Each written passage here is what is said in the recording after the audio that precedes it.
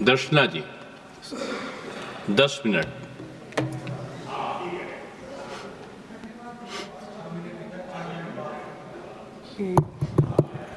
धन्यवाद उपसभापति महोदय। आज आपने मुझे केंद्रीय बजट 2025-26 पर बोलने का अवसर प्रदान किया, इसके लिए मैं आपका पुनः हृदय से आभार व्यक्त करती हूँ। सर्वप्रथम मैं माननीय प्रधानमंत्री श्री नरेंद्र मोदी जी और माननीय वित्त मंत्री श्रीमती निर्मला सीतारमण जी का इस बात के लिए धन्यवाद देना चाहती हूँ कि उन्होंने सर्वस्पर्शी, समावेशी और दूरदर्शी बजट प्रस्तुत किया है, जिसमें इस देश के प्रत्येक नागरिक की चिंता की गई है। महोदय, ये बजट भारत के 140 करोड़ लोगों के सपनों को पूरा करने वाला बजट है। महोदय, 2014 में जब देश में माननीय प्रधानमंत्री श्री नरेंद्र मोदी जी के नेतृत्व में भारतीय जनता पार्टी की सरकार बनी, तब से देश विकास के नए कीर्तिमान स्थापित कर रहा है। इस बजट में देश की विकास गति को तेज करने, सभी वर्गों का समग्र विकास सुनिश्चित करने, निजी क्षेत्र में निवेश बढ़ाने, घरेलू अर्थव्यवस्था को मजबूत करने और मध्यम वर्ग की खर्च करने की क्षमता बढ़ाने पर जोर दिया गया है। महोदय, माननीय प्रधानमंत्री जी का कहना है कि महिला सशक्तिकरण मेरी प्रतिबद्धता है और इसी संकल्प को आगे बढ़ाते हुए पहली बार उद्यमी बनने वाली 5 लाख अनुसूचित जाति जनजाति की महिलाओं को 5 वर्षों में 2 करोड़ तक का ऋण देने की व्यवस्था इस बजट में की गई है, ताकि महिलाएं अपने पैरों पर मजबूती से खड़ी हो सकें और आर्थिक गतिविधियों में 70% महिलाएं शामिल हो, इसकी भी चिंता की गई है। इसका मतलब ये है कि देश के हर 10 में से 7 महिलाओं को रोजगार से जोड़ना होगा। महोदय, जब महिलाएं आर्थिक रूप से मजबूत होंगी तो वे न सिर्फ अपने परिवार को मजबूत करेंगी, बल्कि देश को आर्थिक रूप से मजबूत बनाने में अपना महत्वपूर्ण योगदान देंगी।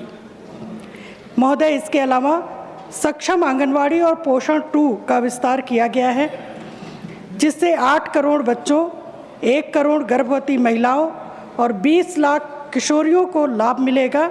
यह योजना महिलाओं और बच्चों के स्वास्थ्य को बेहतर बनाने पर केंद्रित है। महोदय, मैं ये बताना चाहती हूँ कि 2014 में जब माननीय प्रधानमंत्री जी ने प्रधानमंत्री पद की शपथ ली तो उन्होंने महिला सशक्तिकरण का संकल्प किया और 2014 से लेकर आज तक हर कदम पर महिलाओं को मजबूत और सशक्त बनाने के लिए उन्होंने दर्जनों ऐसी योजनाएं केंद्र सरकार के द्वारा चलाई गई, जिससे महिला आर्थिक और सामाजिक रूप से सशक्त हो।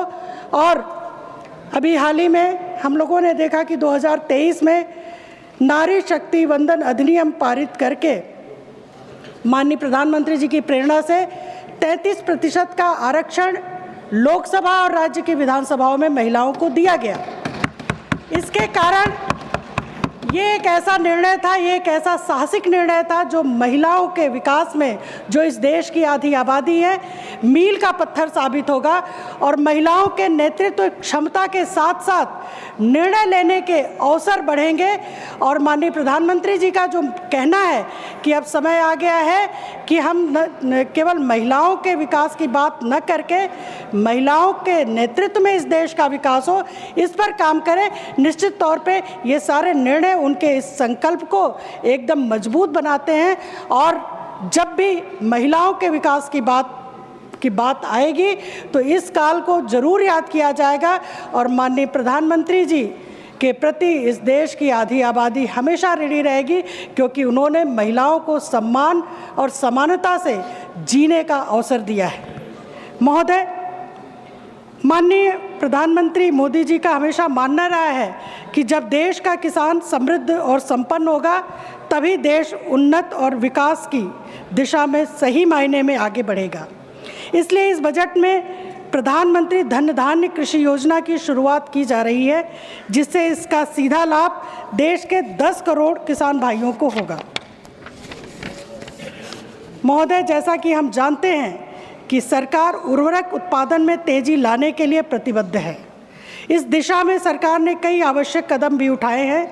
इसी दिशा में सरकार ने पूर्वी क्षेत्र में बंद पड़े 3 यूरिया संयंत्रों को फिर से शुरू किया है और असम के नामरूप में एक नए यूरिया प्लांट की स्थापना की घोषणा की है। महोदय, मुझे यह बताते हुए अत्यंत प्रसन्नता हो रही है कि इस उर्वरक उत्पादन से किसान भाइयों को पर्याप्त मात्रा में यूरिया मिल सकेगी और यूरिया उत्पादन में भारत आत्मनिर्भर बनेगा। महोदय, सरकार ने अर्थव्यवस्था की सबसे बड़ी कड़ी मध्य वर्ग को अपनी आर्थिक योजना के केंद्र में रखकर ये दिखा दिया है कि मध्य वर्ग की आवश्यकताओं की रोकता हूं। जो निर्धारित समय 8 बजे तक था आज का, वो पूरा हुआ। आपका जो बचा हुआ भाषण है वो 13 फरवरी को जारी रहेगा। The House stand adjourned to meet at 11 a.m. on Thursday, the 13th February 2025.